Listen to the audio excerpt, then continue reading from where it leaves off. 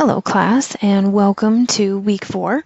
I wanted to create a quick video to show you how to get through this week's assignment. So this week we're going to create a project using MadCap Flare. So after you have downloaded, and all of these instructions are in the assignment sheet in Moodle, once you have downloaded the 30-day trial version of MadCap Flare, you'll want to open it, and it should come on my screen in just a second. So while that's doing that, I'll just explain a little bit. We're just trying this week to get familiar with the interface, what Flare is, and how to build a project. So I've designed the steps to be fairly simple, straightforward, and we're not going to do a lot of content changes because Flare can be overwhelming.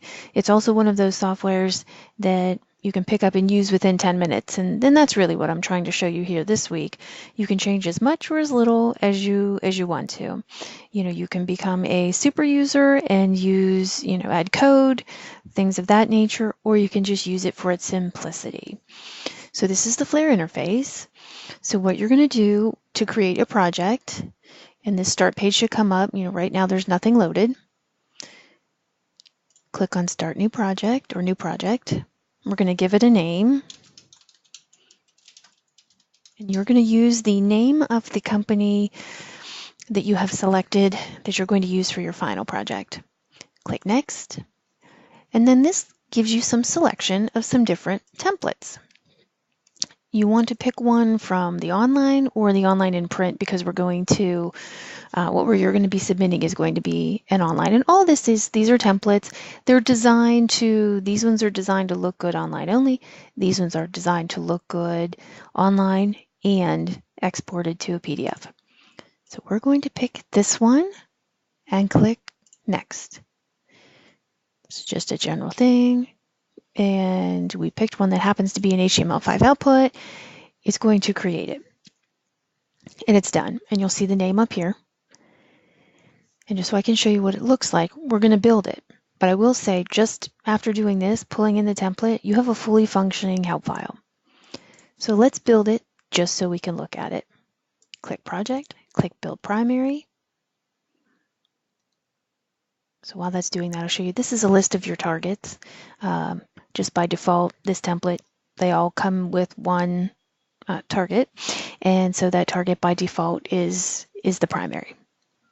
When it's completed, it goes dark green. You can see the status of finished. Click on it, and these buttons wake up. View output.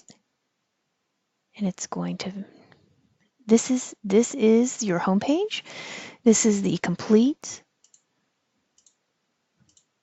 This is a complete and functioning project. You could load this somewhere. You could load it on a website. It's ready to go. So let's minimize that. And what we're going to do, we're just going to have you make a few content changes. There's a button here to expand all. And this shows you all of these are automatically built in. We don't want to close that. We don't want the resources. All of these, ND and HTM, are a page. So let's pick a few. When you open them, they'll open here in this tray. Maybe we'll close that. You can close all of these windows and they'll come back. The link viewer I leave open. It just shows you what links to it, this topic, what links from it. And let's pick a few pages, maybe not some features, where we just make a few changes. And a good change is maybe to add your name or your company name. So I'll put my name here on the home page. You'll get a little asterisk here when this is changed. Hit Save. It disappears. That's how you know that it is saved. And maybe we'll go to the company page and we'll write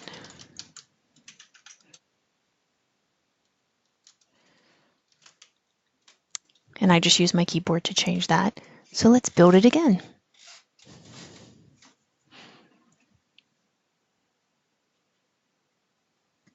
Okay, it's finished. We click on it, view output, and we can see the changes. Click the logo to go back home. So we're going to close this. And then what you are going to do, you can do more changes if you want, but we just want to keep it simple this week. Creating a project, naming your project, and making a few changes to your project. We've built it. Now we want to zip the project output, and there's a difference. Right here, we are working in the project. What we look at here is the output. So those are two separate things. In here, in the project, there's a zip project button. I don't want you to send me the full project. I just want to see the output. So what we can do is, let me see where this is located, open the location, and you may have zipped projects before, but in case you haven't, we will navigate to that area. Let me minimize this and bring up my folders. And these are standard again from the template. This is what it will build.